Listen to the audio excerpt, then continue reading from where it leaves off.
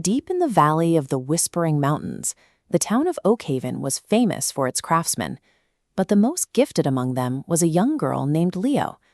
When her hands touched raw cedar, she could instantly visualize the soul of the wood, shaping it into magnificent, lifelike beasts. Despite this rare artistic gift, Leo's potential was stalled by a restless, untethered mind. Her thoughts drifted constantly, never anchoring to a single task long enough to see it through. The slightest external noise derailed her progress. The clinking hammers of nearby blacksmiths or the chatter of merchants passing her window was enough to steal her attention away from her workbench. Even a simple breeze blowing through the studio caused her to set down her tools and abandon whatever she was creating.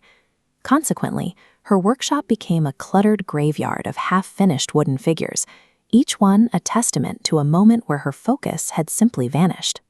Raw talent remains dormant without the structural discipline required to finish what it starts. Without that anchor, Leo's gift was practically useless. One autumn morning, a legendary master sculptor named Elias arrived in Oakhaven. He recognized the chaotic potential in Leo's dusty studio and offered to teach her the secrets of his craft, provided she pass a single test. Elias handed her a delicate, lit candle.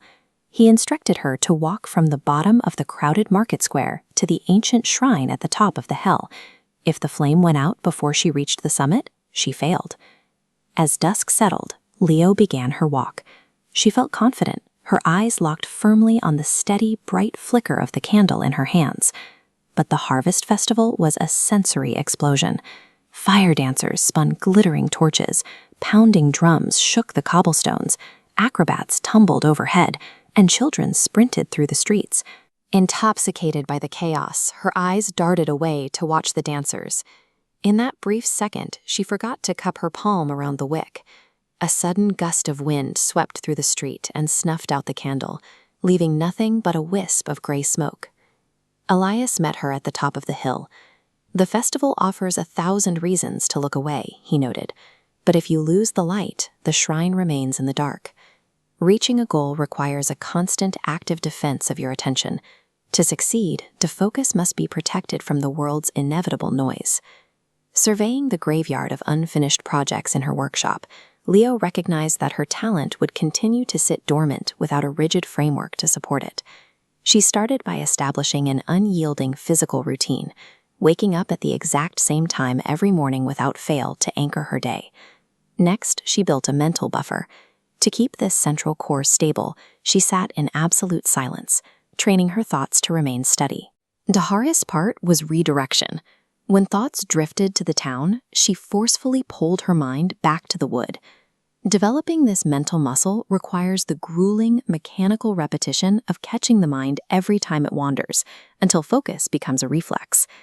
A year later, the king announced a kingdom-wide sculpting competition to design the new centerpiece for the royal palace. The competitors were given imposing blocks of rare marble wood, a material incredibly difficult to carve, and a strict time limit. The environment was high pressure. The clock ticked down, a massive crowd shouted from the viewing stands, and even the most experienced sculptors began to panic against the sheer scale of the task. Leo remained completely serene. She ignored the crowd and the clock entirely, existing only in the space between her chisel and the wood. She applied her mental training directly, narrowing her reality until nothing existed except for the single, deliberate chisel strike she was executing in that moment.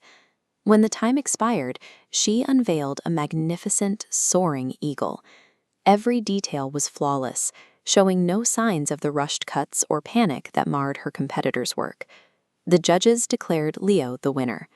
Standing in the crowd, Elias watched with pride as the girl who once couldn't finish a single carving stood as a master of her craft. True power stems from a disciplined mind, one capable of guarding its focus against any distraction the world provides.